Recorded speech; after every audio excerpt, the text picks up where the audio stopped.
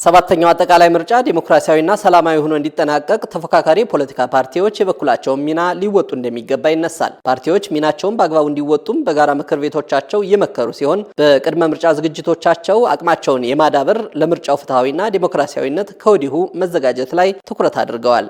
አገው ለፍትህና ዲሞክራሲ ፓርቲ 11 ፓርቲዎች ጋር ጥምረት ፈጥሯል። በአዋጅ 1162/2011 መሰረት ጥምረት ፈጥረን በጋራ ለመወዳደር ተመሳሳይ ዓላማ ተመሳሳይ ፕሮግራም ያለን እና ሪዮት ዓለም ያለን ፓርቲዎች ጋር ጥምረት ፈጥረን በአገር አቀፍ ደረጃ እንቅስቃሴ እያደረግን ያለነው የመጀመሪያው ቅድመ ምርጫ ስራችን ይሄ ነውና አሁን ላይ አጠቃላይ እንግዲህ ይሄ የፉክክር ነው። ስልጣን የሚያዘው ደግሞ በካርድ ነው። በካርድ እስከሆነ ደግሞ የተሻለ ተወዳዳሪ ለመሆን ፖሊሲያችንን ማኒፌስቶአችንን ጨርሰናል ማለት እንችላለሁ።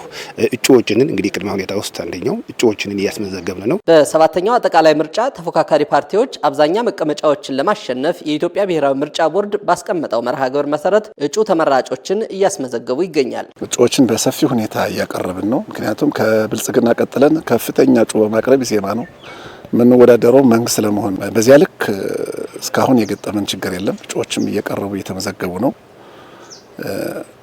አሁንም እስከ ተሰጠን የጊዜ ሰሌዳ እናጠናቃለን ብለን እናስባለን። ተፎካካሪ ፓርቲዎች የጋራ ምክር ቤቶቻቸውን በቅድመ ምርጫ በምርጫ ጊዜና በድህረ ምርጫ በሚፈጠሩ ጉዳዮች ላይ ለመወያየትና የሚያጋጥሙ ችግሮችን ለመፍታት በማዋል የምርጫውን ነፃ ገለልተኛና ፍትሃዊነት ለማስጠበቅ እንደሚጠቀሙበትም እየተናገሩ ነው። እንደ ጋራ ምክር ቤት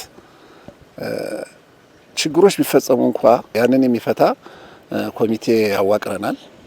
ያ ኮሚቴ እየተከታተለ እያጠና ለሚመለከተው አካልም ፈጣን ምላሽ እንዲሆን እናቀርባለን። ሚዲያ በምርጫ ሂደት ላይ የሚያሳድረውን ሁሉ አቀፍ ተጽዕኖ በመረዳትም ምርጫ ቦርድ በሚያስቀምጠው የሚዲያ አጠቃቀም ስርዓት መሰረት ሚዲያው ገለልተኛና ሚዛናዊ በሆነ መንገድ የፓርቲዎች ሀሳብ ለሕዝብ እንዲደርስ ለማድረግ እንዲሰራ ተፎካካሪ ፓርቲዎች ጥሪ አቅርበዋል። ሚዲያ ለሁሉም ፍትሃዊ በሆነ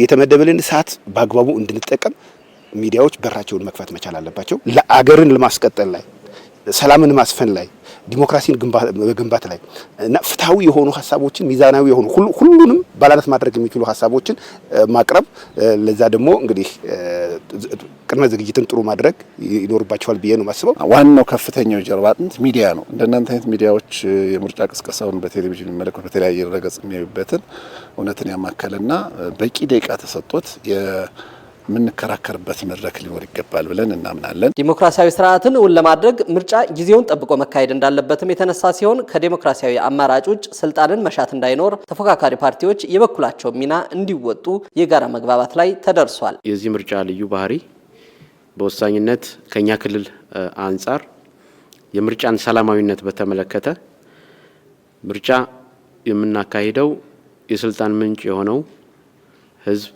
ይሁንታን በሚሰጣቸው ፓርቲዎች አማካኝነት የመንግስትነት ስልጣንን ለመቆናጠጥ ነው።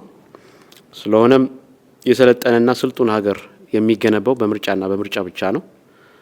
ይሄ እንዲሆን ደግሞ ምርጫ ጊዜውን ጠብቆ ህገ መንግስታዊ ስርዓቱን ጠብቆ መካሄድ ይኖርበታል። ስልጣን ከጠበንጃ የሚቀዳ ሳይሆን ከካርድ የሚቀዳ መሆኑን አውቀን ከህዝባችን ስልጣን ለማግኘት የምናደርገው እንቅስቃሴ በካርድ መሆን እንዳለበት የጋራ መግባባት ላይ ደርሰናል። እንደሚታወቀው ሉዓላዊ የስልጣን ባለቤት ህዝብ ነው። ህዝብ ደግሞ ስልጣኑን ለሚፈልገው አካል የሚያስረክብበት መንገድ በምርጫ ነው። ስለዚህ ምርጫው ሰላማዊ ዲሞክራሲያዊ ሆኖ እንዲጠናቀቅ ከፍተኛ የሆነ ጥረት ማድረግ እንዳለብን ተስማምተናል።